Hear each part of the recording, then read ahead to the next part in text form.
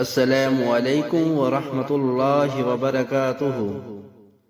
پیارے دوستو، اگر آپ کو حدیث سننا پسند ہے تو اس چینل کو لائک کر کے سبسکرائب کر لیں اور بیل کے بٹن کو دبا دیں۔ شکریہ۔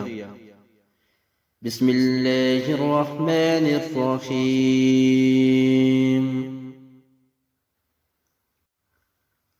ابو ہریرہ رضی اللہ عنہ نے بیان کیا کہ نبی کریم صلی اللہ علیہ وسلم نے فرمایا، جو اللہ اور اس کے رسول پر ایمان لایا، نماز قائم کی، رمضان کے روزے رکھے، تو اللہ پر حق ہے کہ اسے جنت میں داخل کرے، خواہ اس نے ہجرت کی ہو یا وہیں مقیم رہا ہو جہاں اس کی پیدائش ہوئی تھی۔